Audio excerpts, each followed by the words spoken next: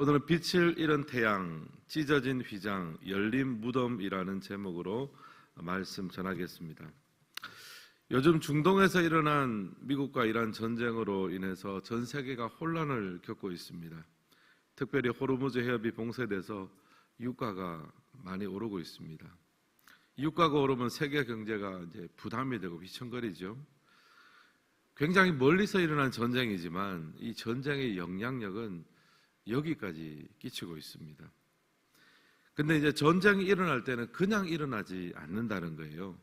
반드시 전쟁 준비가 필요합니다.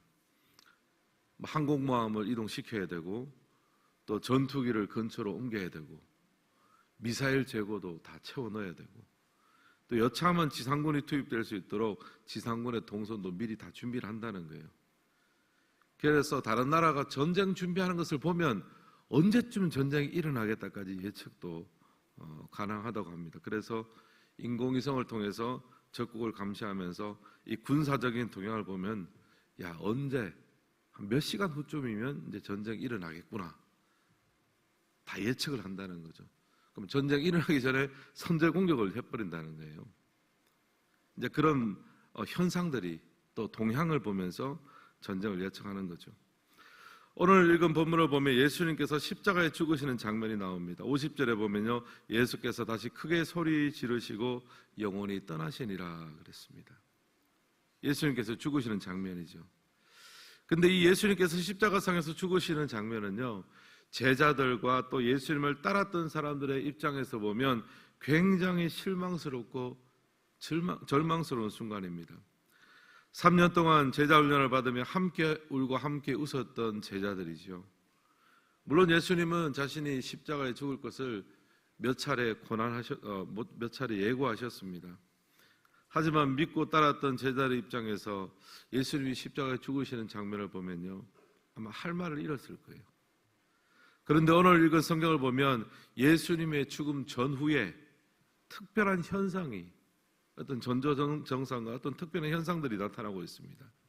일반적으로 보기는 어려운 일들입니다. 온 땅에 어둠이 임한다든지 성소의 휘장이 둘로 찢어진다든지 지진으로 무덤이 열리며 죽은 자가 살아나는 굉장히 특이한 장면이 목격이 됩니다. 심지어 그 모든 것을 지켜보았던 로마인 백부장과 또 로마 군인들도 두려워하면서 이분은 진실로 하나님의 아들이었다. 하나님을 알지 못하는 이방인의 눈에도 하나님이 아니면 설명할 수 없는 그런 놀라운 현상들이 일어났다는 거예요. 사랑하는 성도 여러분, 이번 고난주간 특별히 예수님이 죽으신 이 금요일, 성금요일에 2000년 전 예수님이 죽으셨던 바로 그날 일어났던 특별한 현상들을 함께 살펴보면서 우리의 삶에도 하나님의 놀라운 은혜와 기적의 역사가 일어나기를 주님의 이름으로 소원합니다.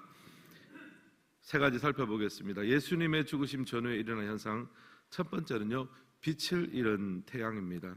한번 따라해 주십시오. 빛을 잃은 태양.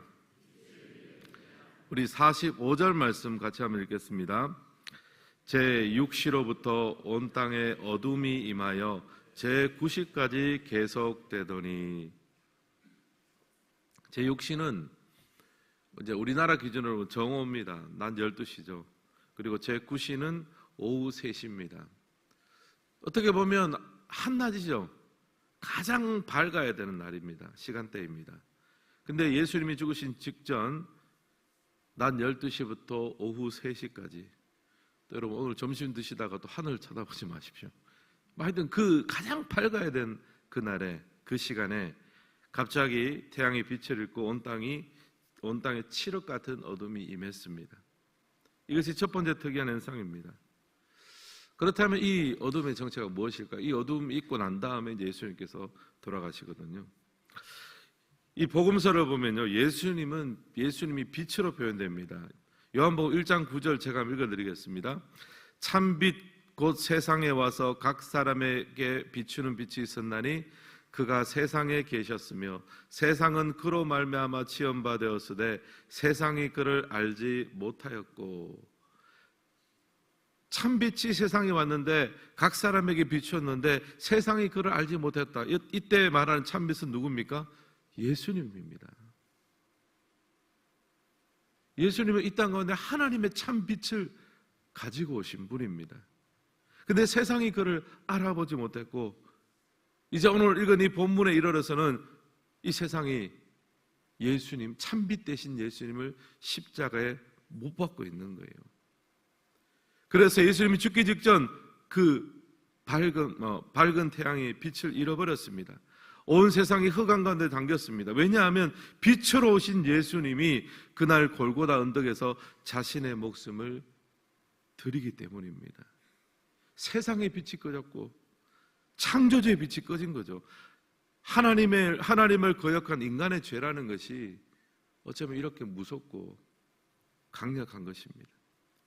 사랑하는 성도 여러분, 예수님께서 죽으시던 날 태양은 3시간이나 그 빛을 잃었습니다. 온 땅에 어둠이 임했습니다.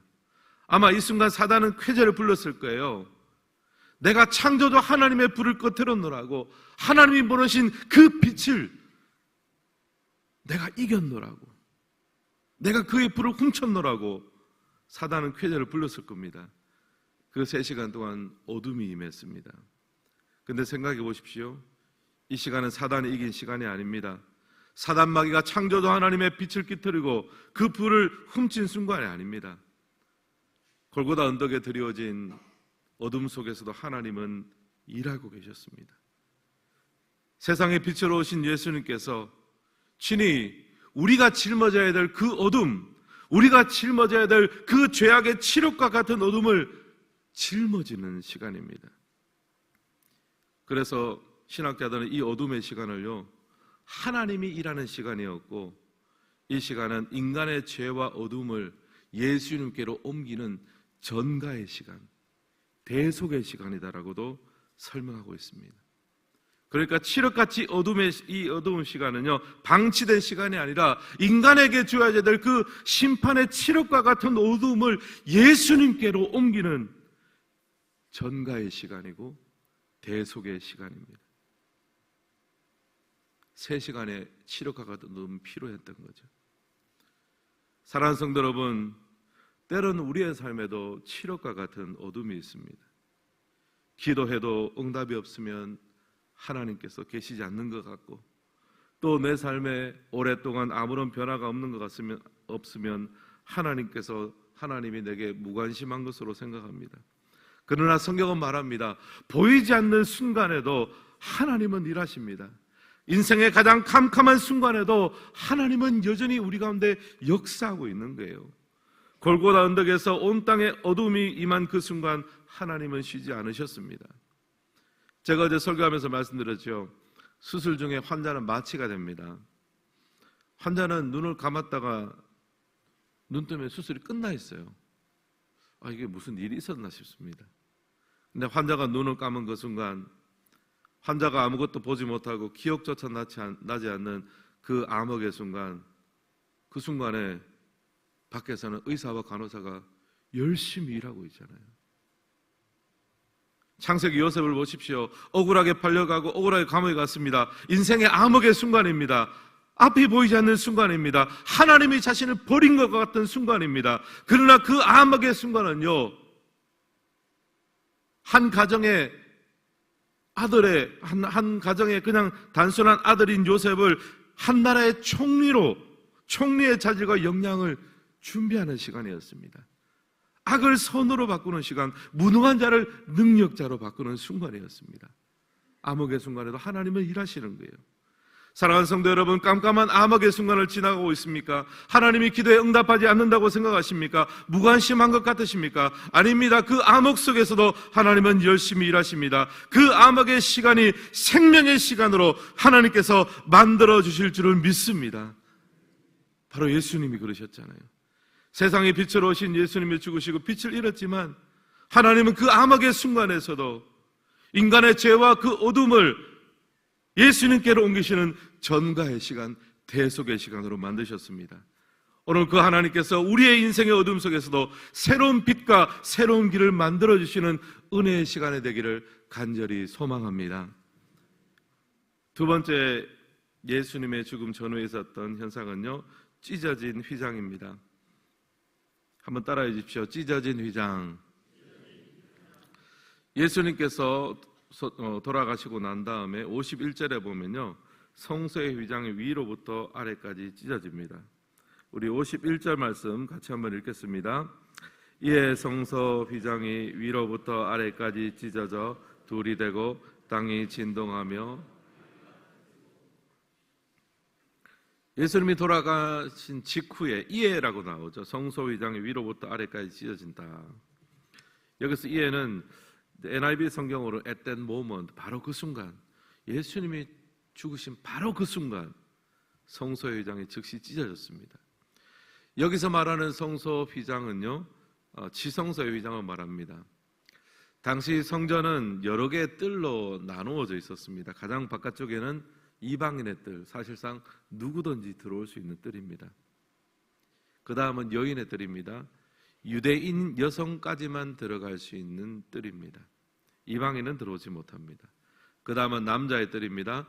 유대인 남성까지만 들어가는 뜰입니다. 이제 보통 사람이 들어갈 수 있는 영역은 여기까지요. 그 다음은 제사장들만 들어갑니다. 제사장의 뜰이 있고 그 제사장 뜰 안에 여러 가지 방이 성소를 구성하고 있습니다. 그 중에 제일 안쪽 방이 지성소. 지성소에는 대제사장이 1년에 한 차례만 들어갑니다. 이 지성소 안에는 언약궤가 있고 그 위에는 속죄소가 있습니다. 그 속죄소에서 하나님께서 임재하시고 죄가 용서함을 받는 자리예요. 그리고 이 지성소에 들어갈 때 그 앞에는 크고 두껍고 매우 무거운 커튼이 있어요. 성전의 휘장입니다. 바로 그 성소의 휘장이 찢어졌다는 거예요. 위로부터 아래까지 찢어져서 둘이 되고 완전히 이제 찢어진 거죠. 결국 지성소로 들어가는 길이 활짝 열려지게 됐습니다. 사랑하는 성도 여러분, 예수님의 죽으심은요, 지성소로 들어가는 길을 활짝 열어주시는 하나님의 능력이 되는 줄 믿습니다. 사람은요, 이방인은 이방인의 뜰까지밖에 가지 못합니다. 여인의 뜰, 남자의 뜰, 또 성소에 들어가도 제사장이 들어가는 곳이 있고 대제사장이 들어갈 수 있는 곳이 있습니다. 다 나누어집니다. 어쩌면 인간 사회는 다 벽이 있습니다. 넘어갈 수 없는 태생적인 한계도 있고요. 우리는 모두 조건에 따라 살아가지 않습니까? 근데 예수님의 죽음은요, 어떤 조건에서도 하나님을 만날 수 있는 길이 열렸다는 거예요.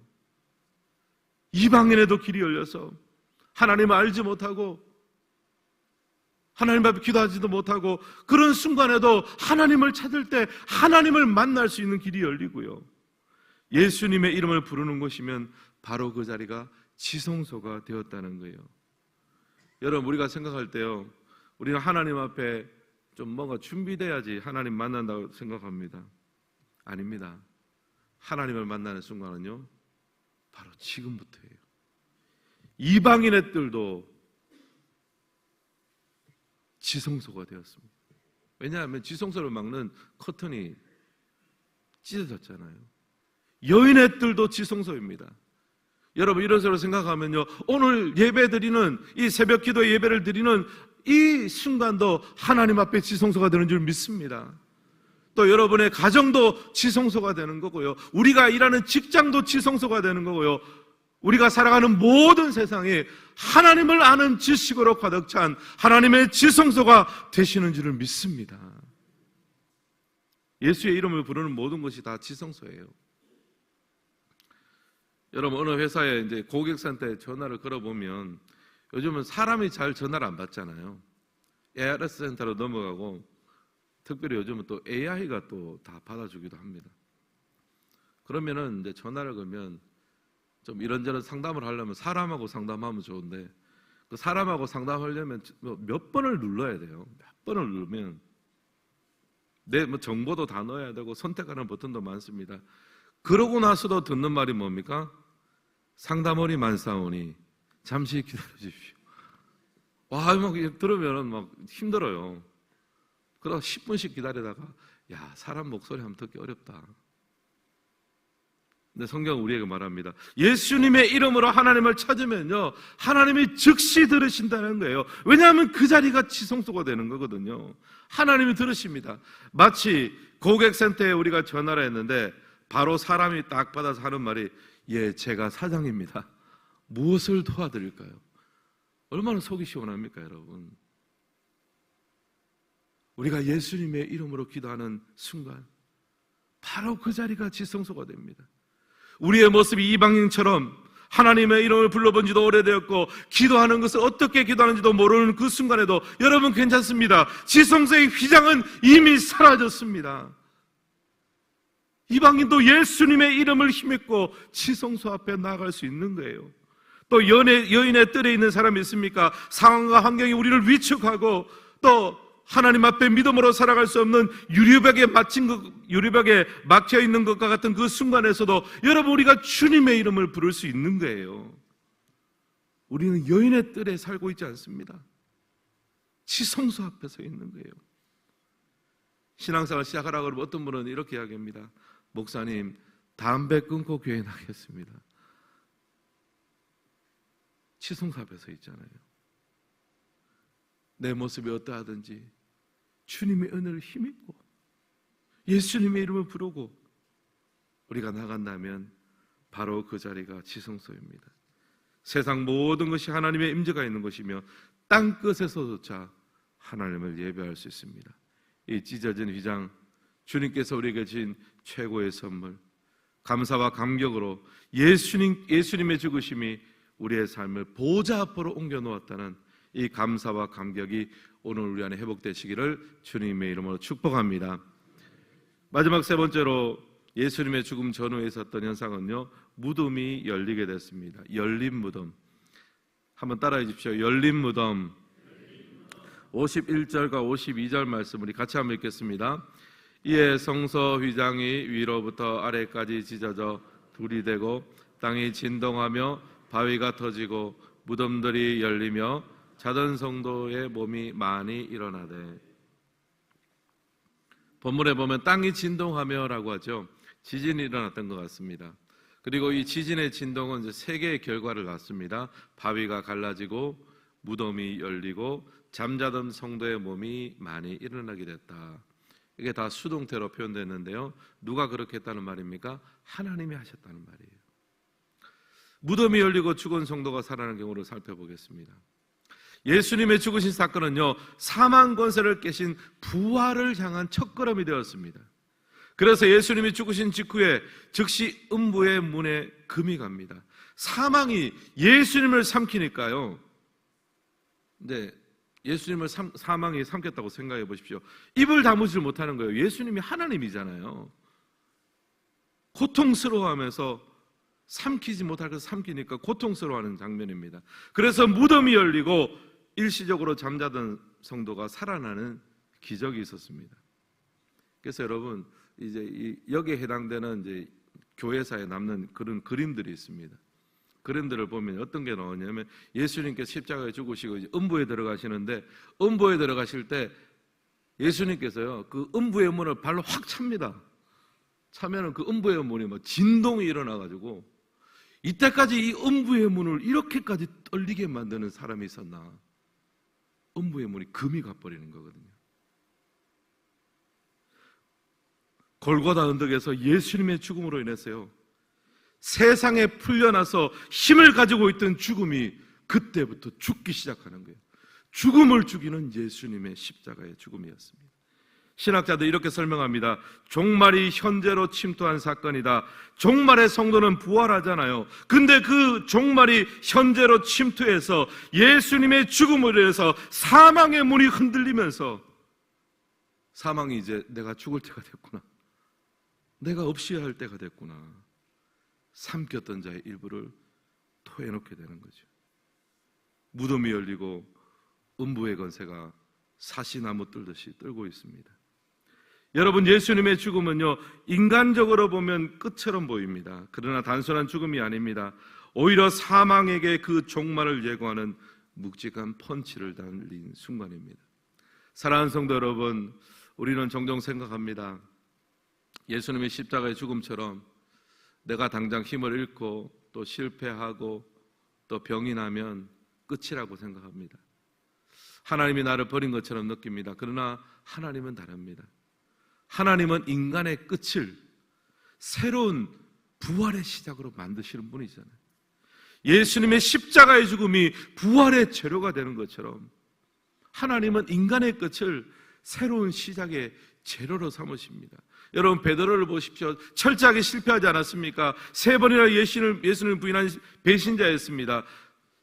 사도로서 나중에 사역을 생각한다면요, 사도의 커리를 완전히 망친 거예요. 그런데 베드로의 그 부끄러운 실패가 가장 강력한 사명자가 되는 동력으로 하나님 만드셨습니다. 인간의 끝을 새로운 시작의 재료로 삼으셨습니다. 그리고 저는 특별히 이 구절이 참 좋더라고요. 52절에 보면요, 무덤들이 열리며. 여러분, 무덤은 인간의 종착지 아닙니까? 인간의 끝입니다. 무덤 안에 있는 모든 인간은 무력할 수밖에 없습니다. 그러나 성경은 말합니다. 그 인간의 끝인 무덤이 열리게 될 것이라는 거예요. 사랑하는 성도 여러분, 오늘 우리의 삶 가운데 이 무덤과 같은 상황이 있으십니까? 부끄러운 실패의 순간이 있습니까? 인간적으로는 내 인생은 끝났다라고 말하고 싶은 순간이 있으십니까? 무력하고 소망이 없으십니까? 여러분 들으십시오. 예수 그리스도로 말미암아 무덤들이 열리게 될 줄을 믿습니다. 자던 자가 기지개를 켜게 될 것입니다. 예수 믿는 가정에는 그 모든 가족과 친지들이 하나님의 백성이 되며 그 사망 권세가 깨어지게 될 줄을 믿습니다. 땅 끝에 백성들이 예배자가 되는 그날이 오게 될 것을 믿습니다. 며칠 전부터 벚꽃이 만개했잖아요. 불과 몇 주 전만 해도 겨울이었습니다. 제가 추위를 좀 잘 타서 제가 롱패딩을 입고 다녔어요. 근데 어느새 죽은 것 같은 가지에 초록이 돋고 꽃이 폈습니다. 봄이 오면 살아나는 거거든요. 마찬가지입니다. 우리 죄를 대신해서 죽으신 예수님, 음부의 권세는 예수님을 가둘 수 없습니다.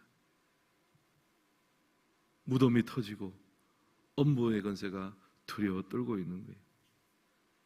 때로는 무덤 속에 있는 것처럼 힘들고 어렵고 절망적인 순간이 있을 때 사람이 철이 드는 것 같습니다. 내가 아파봐야 다른 사람이 아픈 것을 알고, 내가 망해보면 망한 사람들의 힘든 상황도 알고요. 하지만 여러분 기억하십시오. 언젠가 인생의 무덤이 열리게 되고 음부의 권세가 성도를 가둘 수 없습니다. 우리 주님의 이름으로 이 성금요일에 우리의 삶을 가두고 있는, 옥죄고 있는 모든 음부의 권세와 인생의 무덤이 활짝 열려지는 복된 삶을 사시기를 주님의 이름으로 축복합니다. 주여, 우리 인생의 무덤이 열리게 하여 주옵소서. 영적으로 죽은 자가 살아나게 하여 주옵소서. 우리의 가정이 살아나게 하소서. 견고한 사망의 권세가 흔들리고 무너지게 하시고, 이 세상을 붙들고 있는 사망의 권세가 무너지는 이 성금요일이 되게 하여 주시옵소서. 오늘 말씀을 마무리하겠습니다. 오늘은 예수님이 죽으신 성금요일입니다. 영미권에서는 성금요일을 굿 프라이데이라고 합니다. 이상한 말이죠. 좋은 금요일이라니요. 왜냐하면 예수님이 십자가에 죽으신 것은 나쁜 사건이지만 그를 믿는 우리에게는 구원이 시작되는 좋은 금요일입니다. 최악의 악을 최고의 선으로 바꾸신 십자가, 그 십자가를 바라볼 때 우리에게는 굿프라이데이가 시작될 줄 믿습니다. 가장 슬픈 날이지만 부활장을 향한 가장 기쁜 시작된 날, 오늘 하루 그 십자가의 사랑을 오늘 종일 묵상할 수 있는 우리 모두가 되시기를 주님의 이름으로 축복합니다.